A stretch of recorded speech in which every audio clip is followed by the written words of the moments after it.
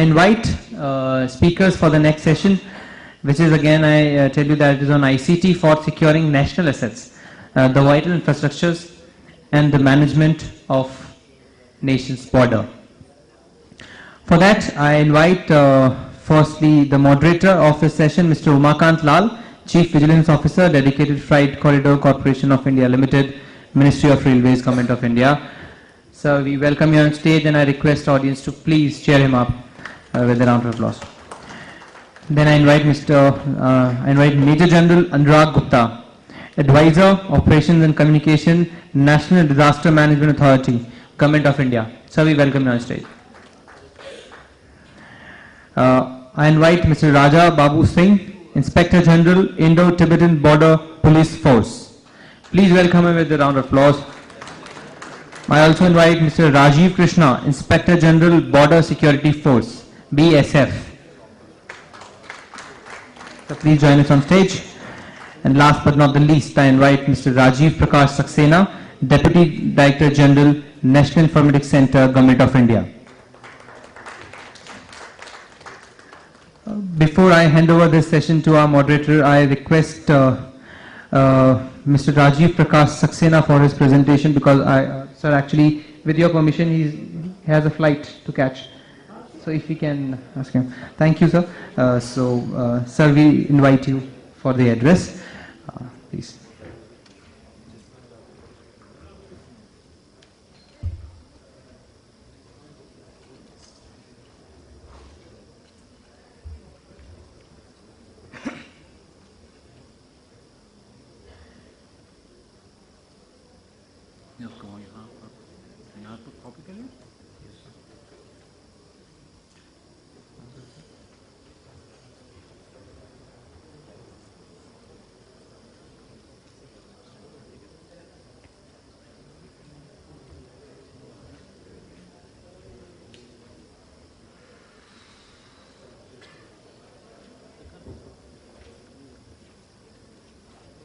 नहीं उसको कॉपी नहीं किया।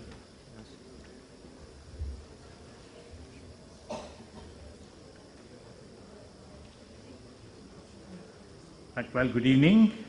I'm very grateful to eGov for giving me a chance. Mr. Chairman, sir, my fellow panelists on the dais, I'm Rajiv Saxena. I'm the Deputy Director General of NIC. In fact, I'm the senior most officer of NIC right now. And my credentials is that I built the data center at Shastri Park, and I'm also involved deeply in security.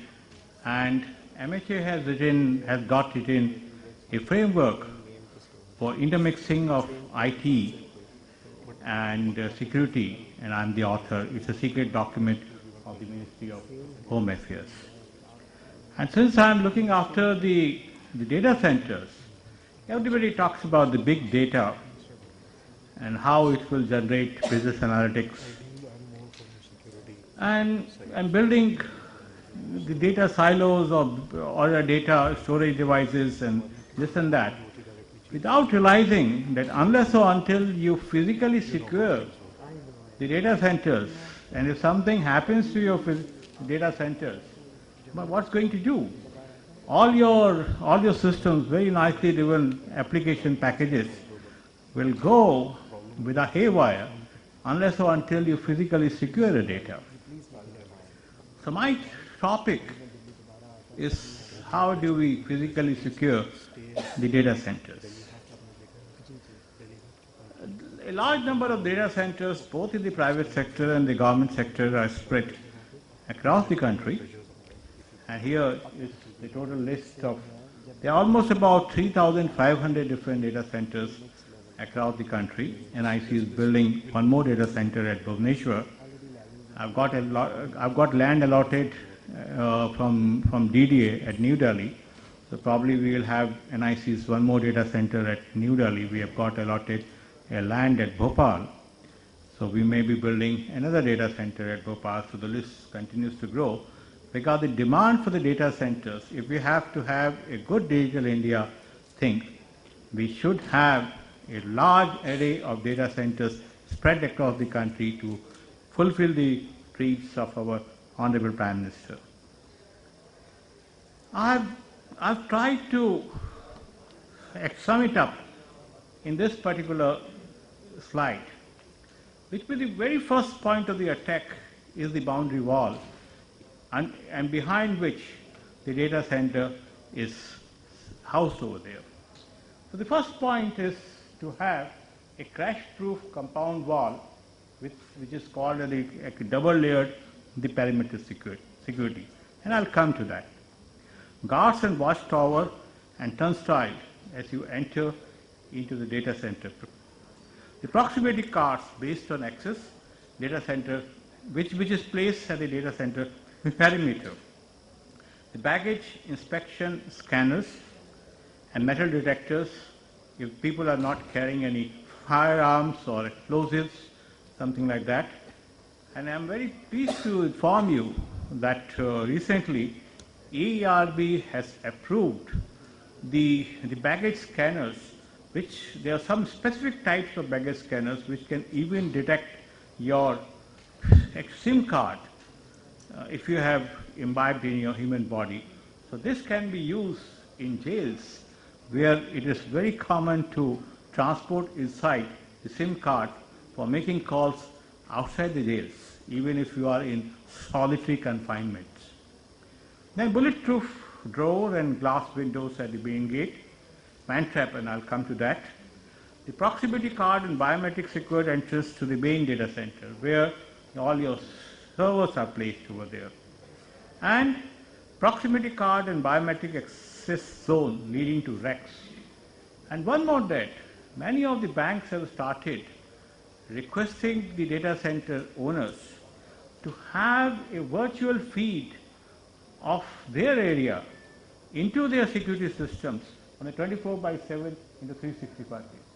Which means even if they have authorized somebody to take a backup of the card accounts, they would like to see that whether this is the same person which they have authorized to do the calculations and all that, or to do the operations as far as the systems are concerned. So that is the level of the security which is going on as far as the physical security is concerned. Now this is how the perimeter security wall looks like, and there is a passage for security guards in between the two walls. And in fact, these things are being brought into the practice throughout the country, at least to about 6 or 7 major data centers which I have visited. These are the guard watchtowers and turnstiles as you enter into the data center. The proximity card-based access are created especially for the visitors and for their own employees. For the visitors, it is done in the real time, and as far as their own employees, they have already been given this proximity card access entry system. And every day in major data centers, you have got baggage scanners, and they do a real thorough checking of the package which is to be brought in to the data centers over there. Then, sorry, at the last point, you have to have a bulletproof glass door, and so that somebody is not forcing his entry to open the gate and come into the system if somebody has already brought in the bullet and kept it in the premises over there. These are the man traps which are installed, and so that only single person goes into the data center at one time. The other side is locked, and when he is horizontally scanned across the whole profile, he is allowed to enter in. So this guy with a bulletproof door is sitting and operating these things. So somebody should not shoot him in case of to have a forced entry, and this is the man trap which are being used over there. Then you have proximity card and biometric secured entrance to the main data center area. Again, the proximity card. So everything is mapped into the system of the security apparatus what you have put, So those cards will get only entered to the authorized person, otherwise they will not get entered, they will not open at all. And there are enclosed areas, as I have mentioned, and I'll show you this picture. Like this is the place where you generally move from rack to rack, and there is a camera attached in between, and which gives a real-time feed to the companies which are owning these racks or renting out these racks over there. And you have got, again, biometric devices to enter into this place over there. The security plan is to create a fail-safe security mechanism at all vulnerable points over there. Let me tell you another side of the data center. As far as the good data center will not have any window which is opening at the outside frontier over there.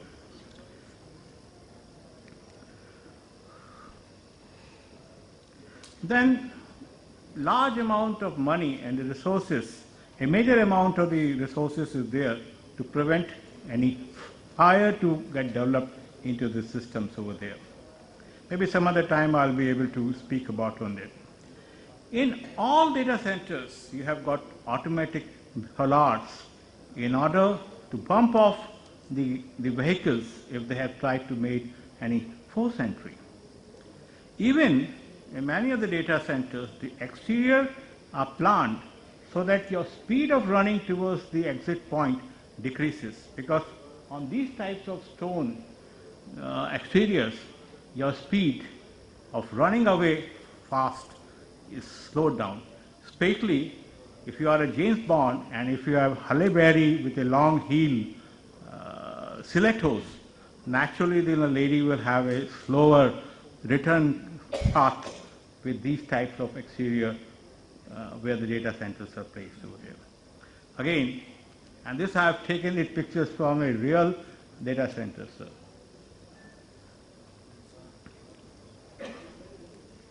Then you have the CCTVs, cameras all around. You have got access control systems. You have got man-trap security things.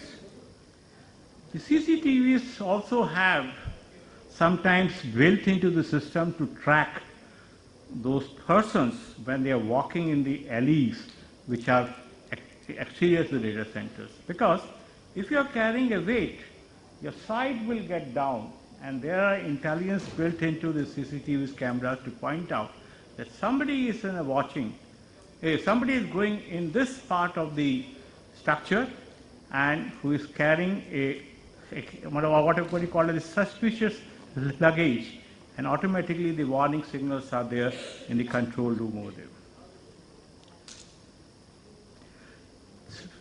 Some other general guidelines is that to have a low-key appearance, like generally when you paint the exteriors is light gray color. I've seen about 3 or 4 data centers which is having a light gray, and as I have already mentioned to you, there are no exterior windows, so you should be a low-key person in a vicinity so that you don't attract any unnecessary attention that a data center has been housed over there. Reason is, when you talk about a Darbar moving over there and files getting lost, precious amount of the data is stored over there, and one small mistake will make your data center vulnerable to the security threats. I think I'll come to the last slide of my presentation. This is a data center which is being built by Google. It's about 20 kilometers away from San Francisco, and it is being built in sea. And so maybe in the next generation, when I come next year to speak about, I'll add one more point, that you should have divers to see that anything is not going under the sea for any mischief in the data center. Think today, tomorrow will be too late. That's all I have to say. Thank you very much, sir.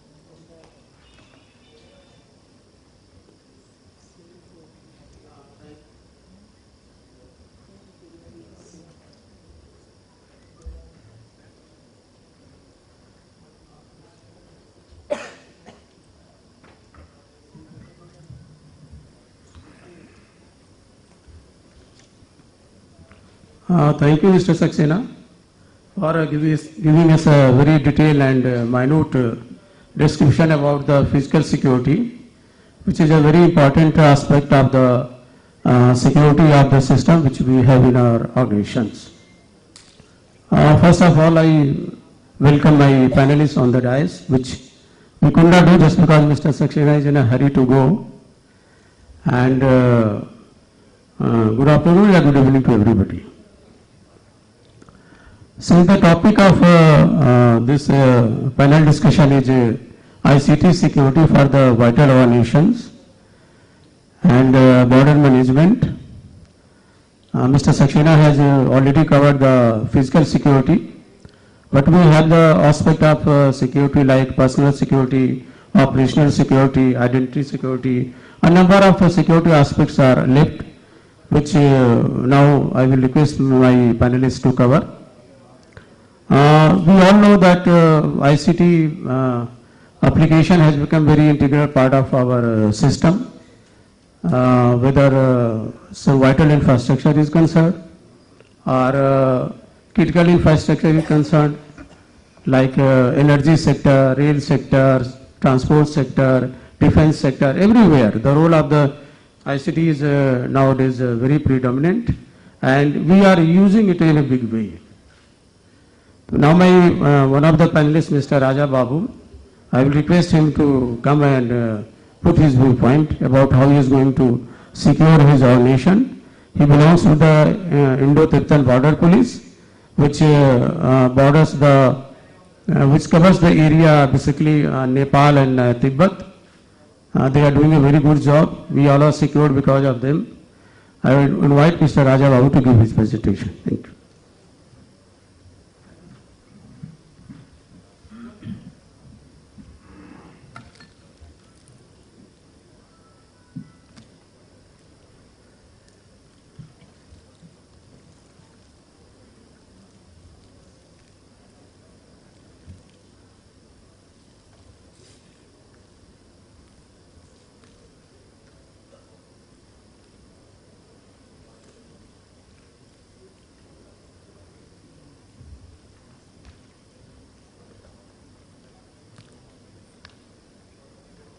Good afternoon, everybody. Respected moderator, sir, honorable dais, and enlightened audience. Topic for this panel discussion is ICT for the securing national assets and vital infrastructure. At the outset, let me tell you one thing very clearly.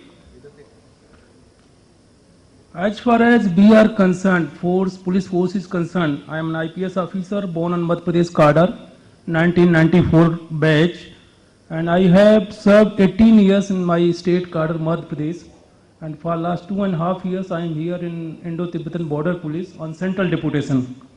And as you all know, we got 3,488 kilometers of border, this Tibetan border, from Karakoram Pass in the western sector to Jechapla Pass in the Arunachal Pradesh. Two interlude in between Nepal and Bhutan, which are with the SSB. And as you all know that IG BSF sir is also here. They are guarding Pakistan-Bangladesh border.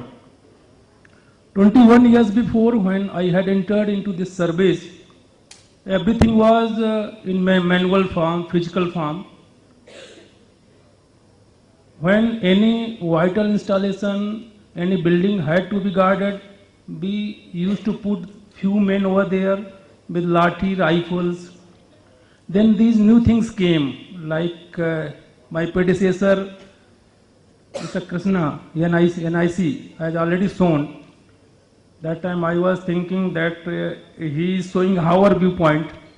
We came switched over to new techniques like perimeter wall, this baggage scanner, and these CCTV camera surveillance, etc. But now, as one panelist in the previous panel was saying from Jammu and Kashmir, that we are switching over to digital form. Lot of data is being transformed into digital form. But still many things are hazy and there is a problem of integration. Like last, I think 10, 15 years, we have given training to many of our these executives, clerks on computer, on information technology. But when we tell them to start working on these new things, new tools, they hesitate. And let me tell you one example that recently we have started in our ITBP headquarters, that e-office, and NIC is supporting us. Still there are a lot of problems regarding digital signatures, then internet working. So these things are there. With this note, with this clear picture, let me start with my presentation. And I would be covering mostly this theoretical part, because I am also trying to learn new things. These are also new things to me, and I'm trying to understand what are the loopholes, what are the bottlenecks, where we have to hammer, and just to achieve the integration part. Integration, that the traditional techniques available with us and these new tools being given by the ICT. Let me start with the definition about this national assets and critical and vital infrastructure. As we all know, in general, critical infrastructure can be defined as those facilities, systems, or functions whose incapacity or destruction would cause a debilitating impact on nation security, governance, economy, and social well-being of a nation. This is another definition as per the section 70 of IT Act 2000. Critical information infrastructure is defined as the computer resource, the incapacitation or destruction of which shall have debilitating impact on nation security, economy, public health, or safety. These are few examples of the recent attacks on Indian vital assets. We all know, needs no elaboration. We had this 2001 Indian Parliament attack. Then we saw in 2008 Mumbai attack. Then 2011 we saw these Mumbai bombings. Then we have witnessed few cyber attacks also. And these are the data for all to see what we have lost. Then, what are the challenges we face regarding these critical infrastructure and key assets? That number one is growing threat. The different attacks in the recent past demonstrated our national level physical vulnerability to the recent threat posed by a formidable enemy, focused mass destruction terrorism. The events of that day also validated how determined, patient, and sophisticated in both planning and execution our terrorist enemies have become. Then, growing vulnerability of modern society. The basic nature of our free society greatly enables terrorist operations and tactics, while at the same time hinders our ability to predict, prevent, or mitigate the effects of. They have become so sophisticated. Then these are the critical sectors which we have to guard: the energy, transportation, air, surface, rail, and water, banking and finance, telecommunication, defense, space, law enforcement, security and intelligence, sensitive government organizations, public health, water supply, critical manufacturing, e-governance. And these are characteristics of critical information infrastructure. These are highly complex, distributed, networked, not in a one place. Then these all are interconnected, interdependent, and these increasing trend in all of the above. Now this is the diagram chart shows that how these different sectors, critical infrastructure, are interlinked and interrelated. All oil, water, electric power, natural gas, telecommunication, and transportation. Defining the end state, strategic objectives, identification, protection, readiness, and response in emergency. The importance of critical infrastructure, as we all know, these are the basis of our national strength, then immensely complex to maintain and defense. Then key assets, both real and symbolic, can cause mass casualties and lead to mass hysteria, lack of public confidence. The nature of possible attacks in pursuit of their long-term strategic objectives include attacks on critical infrastructure and key assets. Terrorists target critical infrastructure to achieve these three general types of effects: direct infrastructure effects, as we all know, indirect infrastructure effects, and exploitation of infrastructure. Recently national policy and guiding principles have come.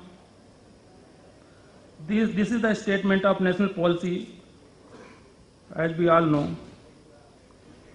These are the 8 guiding principles which underpin this strategy that assure public safety, public confidence and services, establish responsibility and accountability, encourage and facilitate partnering among all levels of government and between government and industry, encourage market solutions wherever possible and compensate for market failure with focused government intervention, facilitate meaningful information sharing, foster international cooperation, develop technologies and expertise to combat terrorist threats, and safeguard privacy and constitutional freedoms. This is the near-term roadmap: cross-sector security priorities, obstacles to protection, solutions to cross-sector challenges, role of intelligence information sharing. Then this strategy identifies major cross-sector initiatives in 5 areas: planning and resource allocation, information sharing and indications and warnings, personal security, building human capital and awareness, technology and research and development, modeling, simulation and analysis. These are the threat vectors to critical information infrastructure: malware attacks, email attachments, smartphones, removable media, web application attacks, and client-side attacks, MITM. Social engineering attacks, social network, wireless attacks, DOS, DDoS, botnet, SCADA, embedded systems, supply chain contamination. This is another chart, that threat vector for a critical sector under National Critical Information Infrastructure. These are threat actors that he may be individual, then disgruntled or ex-employee, rivals, industrial espionage, hackers, script kiddies, crackers, cyber criminals, hacktivists, cyber mercenaries, terrorist groups, non-state actors, hostile states.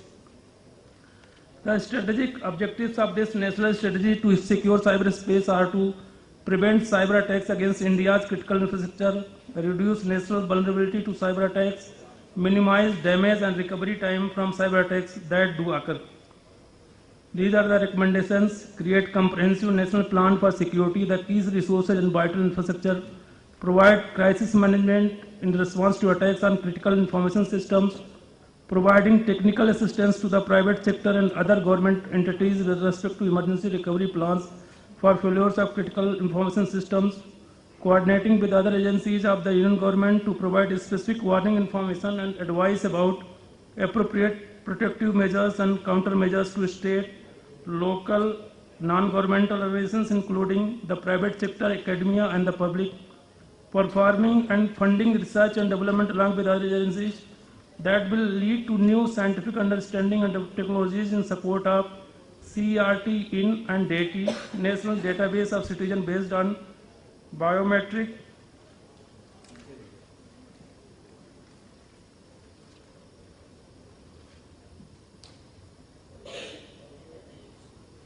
ICT as a tool may be deployed to prevent and mitigate any potential threat over national assets and vital infrastructure. Use of biometric access system, CCTV, DFMD, IDDN scanners, anti-sabotage system, apart from QRT to enhance perimeter security and improve threat detection. Vulnerability can be very effective proactive measure in this direction.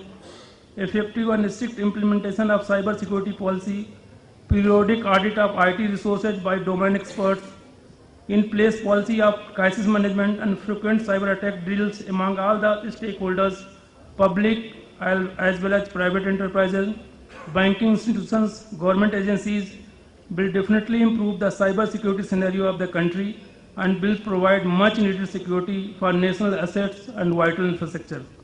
Role of CERT in to bring all market players on common platforms and strict monitoring of in-place security measures and relevant advice from domain experts will definitely improve overall security scenario of the country. Defensive technology, To secure against cyber attacks, organizations must vigorously defend their networks and systems from variety of international and external threats. We must also be prepared to detect and thwart damaging follow-on attack activities inside a network that has already been compromised. Two guiding principles of prevention is ideal, but detection is a must, and offense informs defense.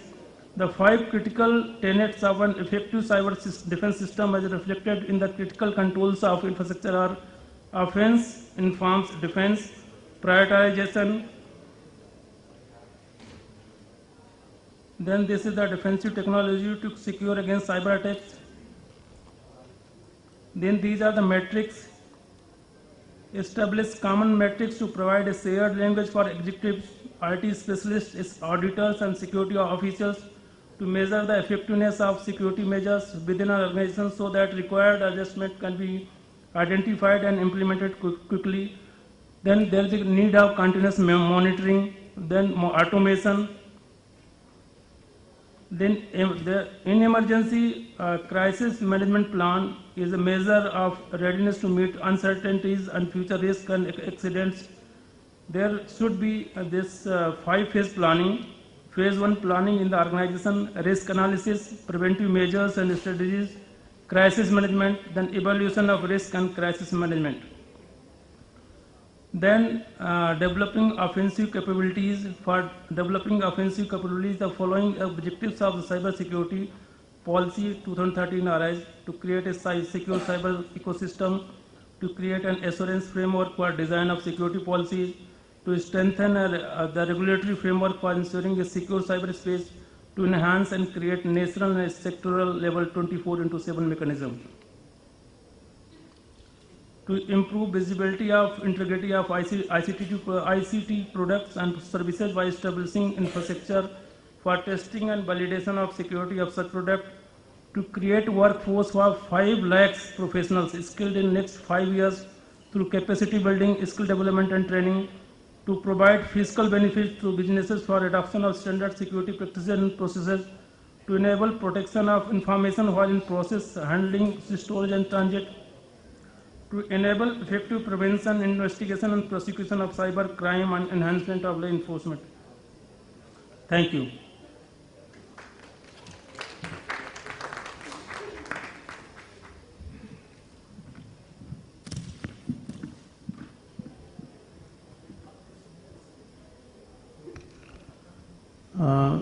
Shri Raja Babu Singh has given a very detailed presentation on the almost all the aspects which cover the ICT security. As we know that in ICT security there is a role of top management, even the people who are working on the system and the support system also, and supporting people also. For them there is always a need of training on which we generally lack. We know that we bring a new system, simultaneously we have to train ourselves, our staff and the people who are supporting the system. That part we generally neglect. Time and again it has been emphasized by CERT India that one should always go for the training, and they organize the training also. With the people who are in the private industry or in the government industry, or government organization, they can always ask for the CERT India to organize the courses for them so that our staff and ourselves get benefited. Now again, we need international cooperation in dealing with cyber crimes. A number of countries have already enacted the law. Some of them have raised the squads also, which are working very wonderfully. And you will be surprised to know that in 10 years, earlier the figure of cyber threats was very less, but by reaching 2015, it has already crossed many thousands. Many of the things we don't know, because there has been a tendency on the part of the private people also and the government authorities also not to report the cases. whether it's police or search India. This tendency one has to remove, otherwise we may land in some problem and the security of the vital organizations can be compromised. Now I have in my panel Mr. Krishna, he is a IG in BSF, who is protecting the international borders. They are doing their job very beautifully, and we are seeing because of them. Now I invite him to present his views. Thank you.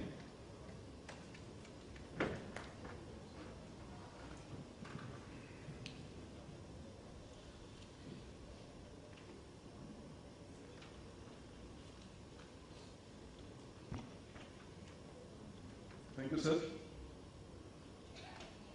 The topic on which I will focus would be the role of ICT in border management.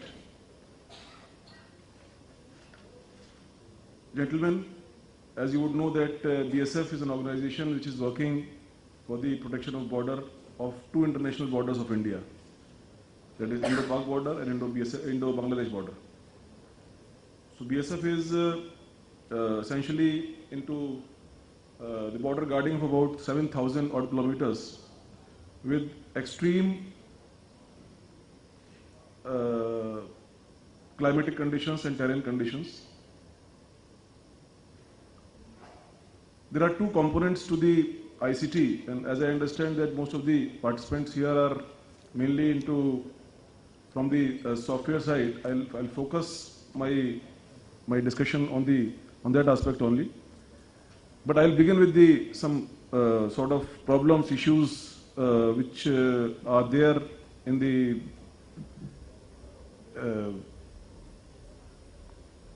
technological solutions to the border management, which mainly pertain to hardware, so that the software aspect can be seen in that perspective. Essentially, for border guarding, we require good surveillance equipments, which is, as you would know, is mainly a hardware issue. And the problem is that because of the complexity of the border and because of the complexity of the terrain in which they have to be deployed and operated, within the same 6 or 7 technologies which are available all over the world, there is a lot of variation, and the challenging part is to dovetail the particular type of technology and particular type of equipment to a particular type of terrain and climate. Seen in this perspective, the role of GIS becomes extremely important. So BSF as an organization is heavily into the GIS-based applications. These applications may take many forms, and we are also in the process of equipping ourselves or designing some applications based on GIS. The biggest issue when I talk about GIS is an accurate, detailed map, whether it is raster or vector map. I mean, when the vector map, the normal detail which is required for any type of operational requirement is about 0.8 meters or 1 meter. Now that type of detailed maps, digitized maps, are normally not available. That is one huge issue, especially if you see it in the context of the security of these maps. Because although Google or some such agencies might have those maps, but then there are huge security issues involved with accessing open platform Google for security applications like that of BSF or probably some other strategic purposes. So first issue which I would address, I would like the industry to be, on the same board, is the maps. We have been contacted by a number of companies who are giving 30-meter maps, 20-meter maps, but they are good for general depiction and planning. But for the operational point of view, we require detailed maps. I understand they are extremely costly, but that type of base map is the first point from which the GIS would start. Then different type of applications based on these maps, or rather to be plotted or layered on these maps based on a requirement, is another area in which we would like to have more cooperation with the industry. There is huge number of potential in this area.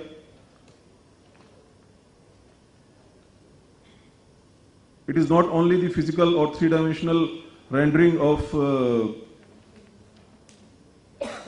the equipments, assets, etc., but also different type of analysis based on those maps. The surveillance equipments mapping, you have surveillance equipment all across the border, string dial all across the border, but is there any area which is not covering any part of border? For example, you have two surveillance equipment with a range of, let us say, 3 kilometers, 4 kilometers in a serial form. It might so happen that because of the elevation of terrain or because of some such other impediment, there might be some areas in between which might not be properly secured. Now, this is a very critical requirement for BSF. Although there are ready-made tools available within the GIS, which when these parameters are filled in those equipment, those software, they show the area which is covered by the surveillance equipment, the area which is not dark area. But when we see them and compare them on the ground, then there is appreciable difference. So these type of applications, high-end applications in which we can extrapolate, we can sort of have a virtual type of scenario in which we know that which part of the border is insecure in terms of surveillance, and we can put more surveillance equipments in that point, is a critical requirement. So GIS-based applications is one broad area which is being used in BSF and where there is a lot of potential of being used in BSF.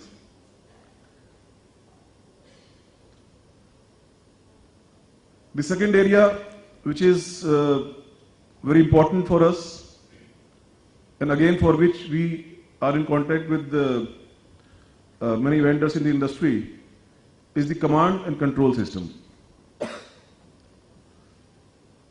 As you would know, again, the inputs come from different type of surveillance equipments.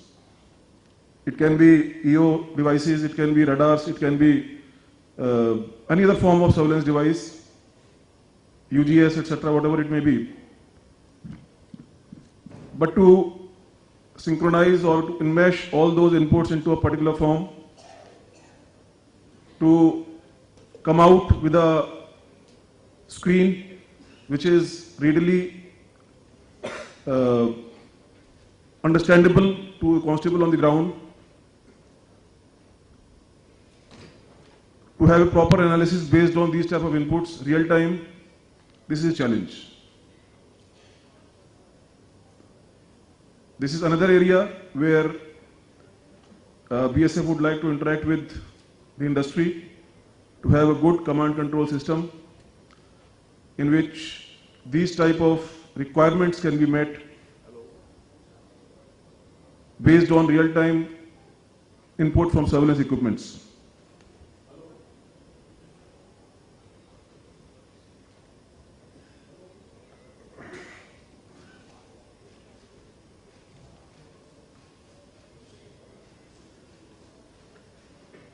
At a lot of places where BSF is deployed, are inaccessible.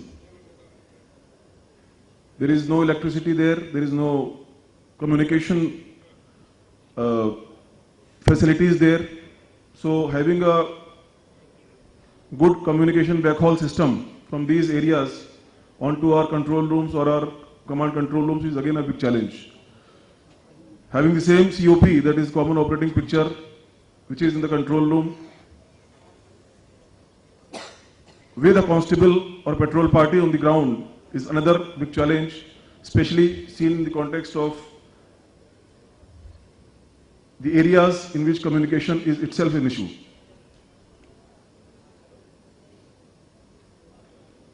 Besides these, the normal software applications uses for optimizing the resources, optimizing the personnel, making the work processes more, business processes more efficient. They are the general softwares which are required for any organization, and BSF also is using these softwares for these type of technologies for its professional discharge of its duty. Finally, all I can say is that although, especially in a task like ours, ICT is definitely a great force multiplier. We have had instances in which, because of the application, because of the ingenuity of our members of the force who have devised certain applications, we have our own IT division within the BSF and communication division within the BSF. So based on their development of applications, we have used these surveillance equipments in a very imaginative. The worker who is working there was some error in his salary slip. He told the account people that, can you get it corrected immediately? That fellow told them it can be corrected after 1 month.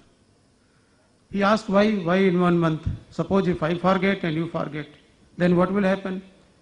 Well, no, nobody will forget, will remember, but it can be corrected the next month. Then I spoke to some person from the IBM industry. He told that it can be corrected immediately, within 3 days it can be corrected. So it depends on this also, what solution we are taking, whether taking in a low cost, we are taking or in a good cost, it also depends on that also. So if industry can help in this direction also, because we are really facing the problem in a ERP solution SIPE module. My next speaker is from National Disaster Management Authority. You all know that NDMA is a top authority which deals with the crisis management, especially in the hilly areas, earthquake, flood, etc. That is being monitored by them. They have the force also under them. That is called, you might have heard when there was a lot of flood in Jammu and Kashmir, National Disaster Response Force. They work with them. I think they work under him, under Ministry of Home Affairs. 1 and 2 more areas which require our attention regarding cyber security, that is the use of smartphones. Generally, we allow our staff that to carry phones in the where the data center is there. Is it be allowed? Yeah, it should be restricted. I will tell you people to ponder on that.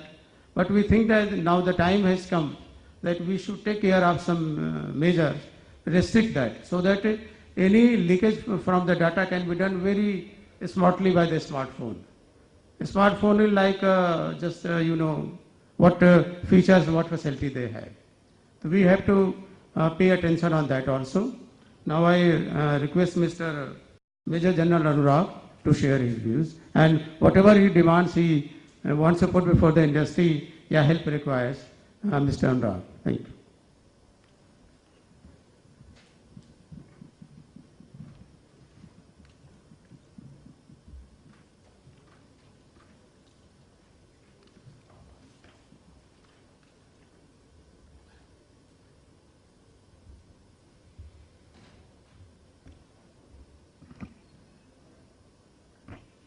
Good afternoon, ladies and gentlemen.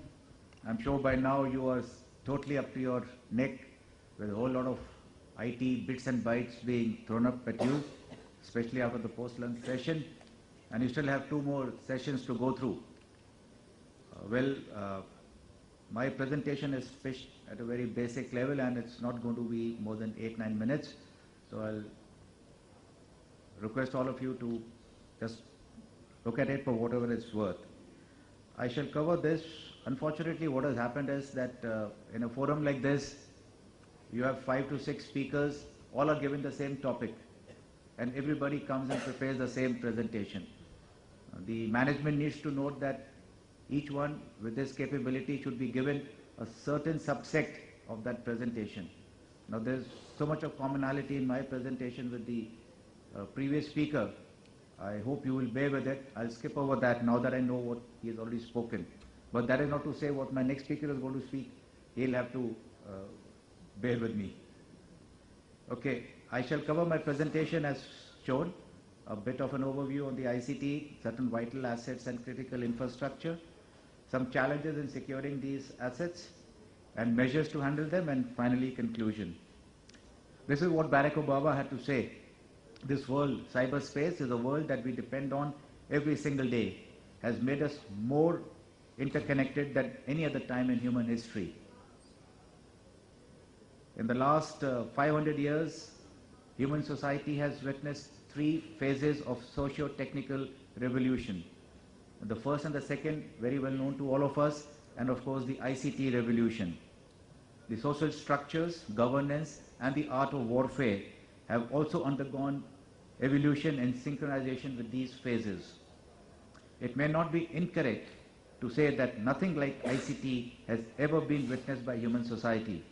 In terms of technology itself, its impact on all aspects of our lives, and the pace of change that it has precipitated. At the core of the ICT revolution is the crucial abstract and intangible commodity, and that's information, whether it is data, intelligence, or knowledge. Information is a vital commodity, having some rather unique attributes. Most of you are aware of it. It can be shared without its value getting diminished. It can be stolen, but it is not measurable. It can exist in more than one place at the same time. It's non-linear in impact, yet even a small quantity can have a devastating effect. State-of-the-art technology and tumbling costs have resulted in widespread proliferation of ICT. The Internet as a network of networks has reshaped the world into a borderless world of convergence between communication and computers, resulting in an unprecedented integration of peoples, structures, and processes. ICT and its related infrastructure has now become a vital asset. Like any other national asset, ICT has become an important target for adversaries as well.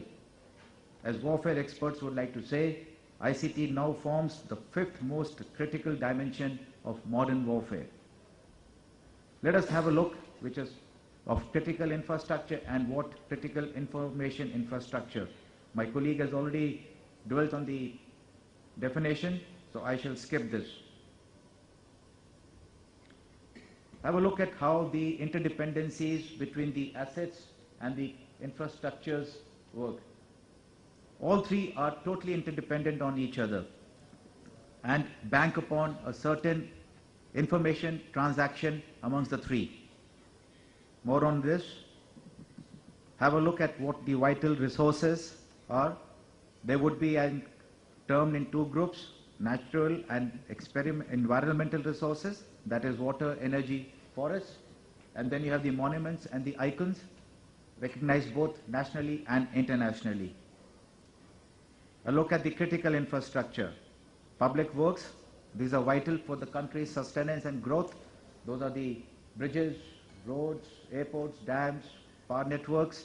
They also include telecommunications, in particular major national and international switches and connections. So how does the critical information infrastructure place itself? On the left are the critical infrastructure, just to name 5 or 6 of them. They are in the domain of the cyberspace, all interacting within themselves. And then you have the critical information infrastructure, which is common to all. Within that, you have certain essential and non-essential IT systems. What is the impact of certain attacks on our vital assets and infrastructure? If you were to again take on the left-hand side the 5 or 6 critical infrastructures, you would have, for example, the first arrow displaying the disasters, power outage or hardware failure, how they would impact them, how the resource exhaustion due to your DDoS attacks and cyber attacks in case of a flaw. This has already been covered by my colleague. The strategies on the CIIP, prevent cyber attacks against critical infrastructure, reduce national vulnerabilities to cyber attacks, and minimize the damage and recovery time if they do occur. You have down below certain critical infrastructure networks, all interconnected. Even if one fails, there are certain backups and connections can be restored. Let's have a look at the challenges in securing these assets in critical infrastructures. The high cost and the lack of adequate financial investment is a deterrent. Technical complexity in deployment of these resources is again a major factor. The need for cybersecurity education and cultural rethink is very important. Lack of relevant strategies, policies and legal framework are the ones which are constantly setting the systems back. The lack of information sharing and knowledge transfer is yet another challenge. What are the measures to handle these? You've seen the creation of the National Critical Information Infrastructure Protection Center, NCIIPC, under the NTRO. You have the Interdepartmental Information Security Task Force. You have the CERT, IN, that is Indian Computer Emergency Response Team. And you have Information Technology Act of 2000, Cyber Appellate Tribunal, the NatGrid, Crime and Crime Tracking Networks and Systems, NCTC, and not to mention the last, the NTNSCB, all tongue twisters, but they have a whole lot of work charted out for them. In conclusion, individuals, corporations and governments all share a responsibility in securing the environment. Therefore, the private sector, law enforcement, intelligence agencies must be brought together to ensure an integral and successful protection of the national critical infrastructure. Majority of the nation's critical infrastructure is operated and owned by the private sector. However, the government should offer a well-organized, efficient and reliable network to the private sector, covering all relevant fields from battling misdemeanors and early warning to technical expertise and support. Thank you, ladies and gentlemen, for your time.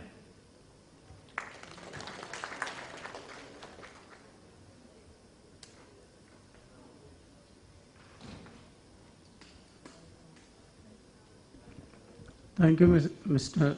Major General Anurag, for summing up the whole cyber security scene in a nutshell, and what is the expectation from private industry, security forces, and business process owners. Although the threats are increasing, but they can be contained, they can be controlled with help of the agencies which you mentioned in your presentation.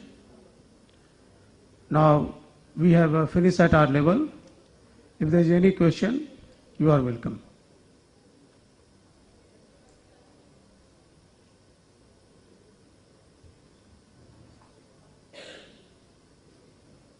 Thank you.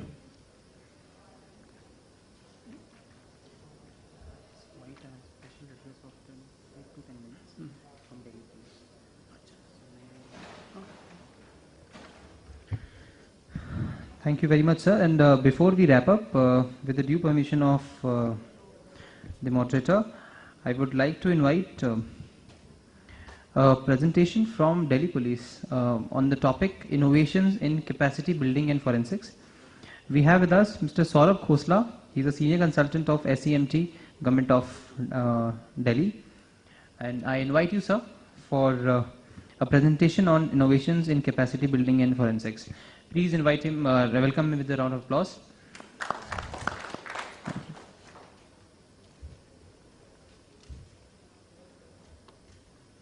After that, we'll conclude this session.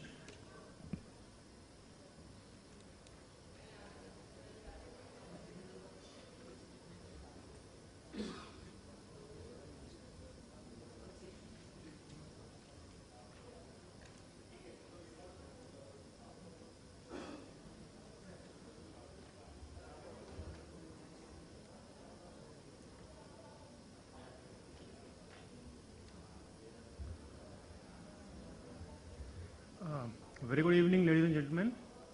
A small correction here. I'm not representing Delhi Police. I'm basically representing Department of IT, GNCTD. So, and my presentation is on innovations in capacity building and forensics. It's going to be a very non-technical presentation, and we'll touch upon certain areas which we think, from government perspective, that should be, made as part of the entire security ecosystem. So, starting with forensics, the literal meaning in the common parlance of forensics is basically digging about past events and making the evidence available in the court for certain investigations and certain court trials. But when we talk about forensics, we consultants have some belief that it is not just about the past events, it is about the present and even the future events which may occur and which may jeopardize the security of the IT systems. So we'll not talk about the common parlance here, we'll talk about the holistic view of how forensics can help us securing our IT systems. Now, this particular figure I'm sure we must have seen n number of times. All of us would have seen this figure, and we all are aware of this particular architecture, that information security consists of people, process, technology, and we have a certain regulatory compliances, security policies as part of the information ecosystem. On the top, we have confidentiality, integrity, availability, authenticity, and assurance. Now, these are the critical elements of information security. If any of these elements is breached, we'll say that our information systems have been attacked. When we say information systems, we're not only talking about the internet-based or the computer-based information systems, we're talking about the physical information systems as well. So, in the recent past, we have seen a lot of incidents which have actually shattered some of the hopes of security agencies also, in terms of their confidence of having the right kind of information systems in place.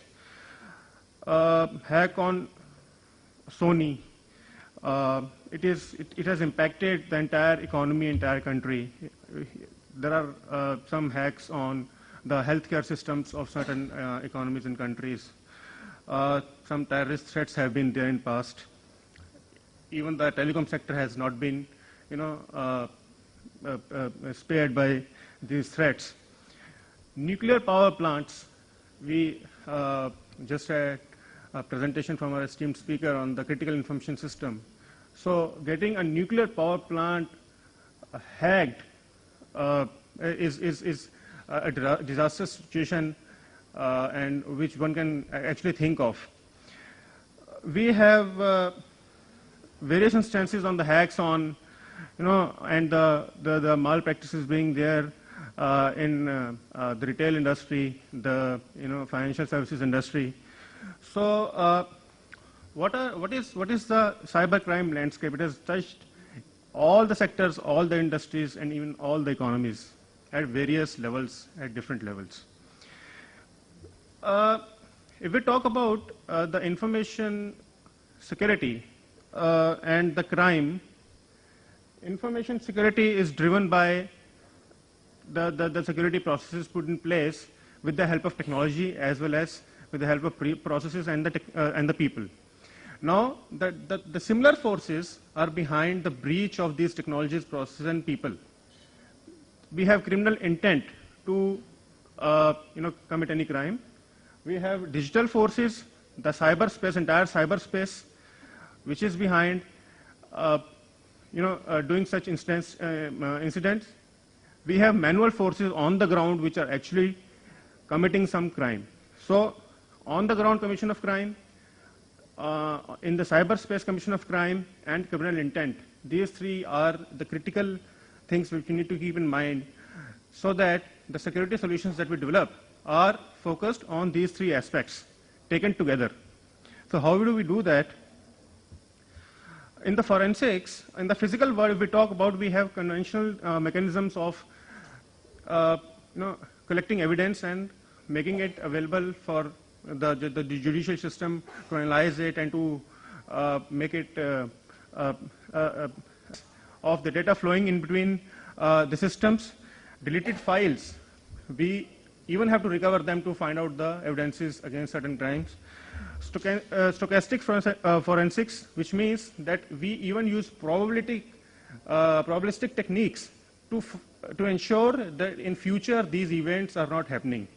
We do certain random sampling techniques. We do statistical tools to ensure that some events are not happening in future. So that's what in the first place and the start of my presentation I've said, that it is the forensics is not a study of the events happening in past. It is also a study of the events which are likely to happen in future. Then we have steganography, which is hiding data behind some images and all, and pushing it to some other networks in order to have a different kind of illusion created in the mind of people and getting some malware inserted into the systems. We have data remnants. The remaining data in some of the systems, they can be analyzed to find out who actual culprit was. So we have various set of tools. We use registry analyzers, network session analyzers. I think most of the IT security people have gone through these tools, and they have used some of these tools at one point of time or other. In the process part, we would like to give some emphasis on processes. In forensics, the process of identification, preservation, analysis, and presentation requires a lot of deliberation. Why? Because the identification is tedious. The preservation is also an issue as per the law. Analysis requires lot many tools and to bring about the right kind of evidence in front of the court. Presentation should be in a format which the court desires. So what we say is that with the minimal handling of original documents, we need to provide the evidence to the court that some incident has happened, or for that matter, to the security agencies, law enforcement agencies, that some incident has happened and we need some remedies on those incidents. Even within the organizations, the information security teams require such kind of forensic tools to analyze the issues. So the compliance and evidence rules are that in the code of law it should be admissible, authentic, complete, reliable, and believable. Now we cannot simply say that a mail sent from one particular ID to another particular ID containing the malicious code is of a person by the name of XYZ. We need some hard evidence to prove that the mail is sent by a particular person. So we have different tools for that. Now, after discussing a basic of this, I have a couple of slides, last two slides on the innovation areas which we think that we should actually collectively work on to ensure that the information systems are pretty much secure. The very first thing is the propensity to commit the crime. Now, all of us know that these social media companies and digital marketing companies have the data of all the individuals, and they use that data, the number of clicks, the buying pattern, the browsing pattern of a particular demographics of a particular person in order to market their products. Now, if they can have the data, so can the criminals, the attackers. Even they can use the same data to breach our systems, to know about a person, to know about what he is going to do next. So such kind of propensity to commit crime is it can be derived through use of some tools like pattern matching of digital evidence with physical activity, self-policing. This is a part in which capacity building comes into play. Every person who is educated about the security threats, he can police himself. Like the moment I was entering the corridor, it was written that this area is subject to video and photographic surveillance. So you are being captured for security reasons. So such kind of signboards, simple signboards, even at the entrance of some of the multinational companies, you see the signboards that tailgating is not allowed. What is tailgating? You have the ID card, you show the ID card, the person behind you should not enter with you. He must have an ID card, he should. So that's a part of physical security. So this is the informal way of educating the people that information security can be breached in through certain areas. Use of innovative technologies, move from simple audit trails to big database research systems. This is our thought when we're implementing some projects, that simple audit trails are not helpful. We need to have more data to analyze. We need to have some big data type solutions in order to have the forensics to be enabled. Then the focus should be on the evidence recognition, enhancement, and documentation. The companies should have the well-defined security risks, security policies, and the incident management team after security incidents have occurred. So the formal as informal trainings on the basic security architecture, security systems, and post-incident activities will help securing our systems better. This is what we recommend from the innovation area's point of view. Harnessing national infrastructure like certain STQC in National E-Governance Plan, we have various components on the base on information security. In NEGP, CERTIN is doing a very good work in defending ourselves from the cyber crimes. And STQC is the audit agency which is actually taking care of the authenticity of the information system that we deploy. So we must use these excellent agencies which are actually doing very good work in order to bring about some secure environment for us. So as our dignitaries on the dais have already said, that we need to have an integrated task force of security experts, prosecutors, administrators, investigators, and criminal justice system. So we need to work collectively in order to have a security ecosystem. Integrated statewide and nationwide information database with seamless data sharing capabilities, and need for investigative agencies to harness a wider understanding of the modern day conventions. What is point-to-point? What is dynamic web? What is encryption? What is steganography? What is second life? Second life is the virtual life that we live on the internet. So these are some recommendations that we have from the security standpoint, and I finish my presentation with this. Thank you very much.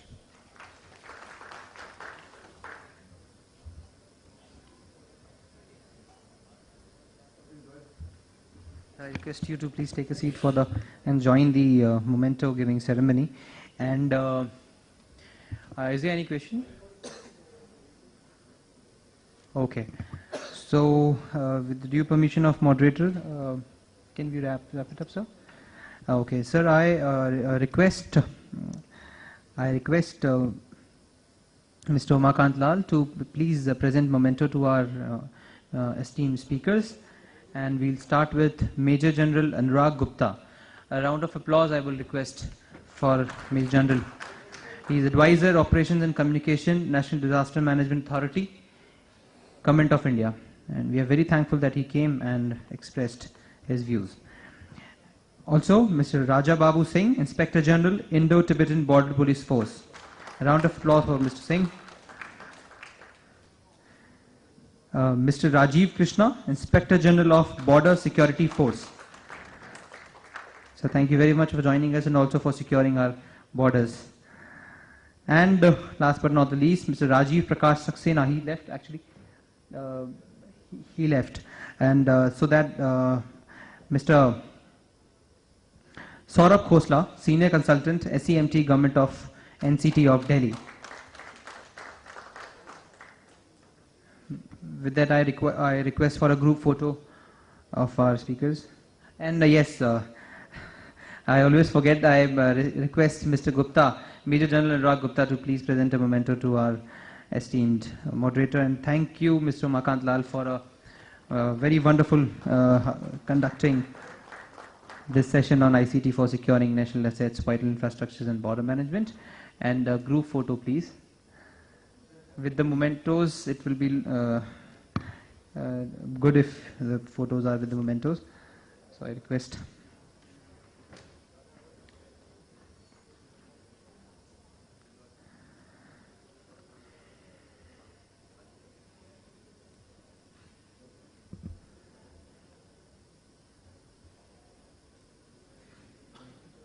Thank you, sir. Thank you very much.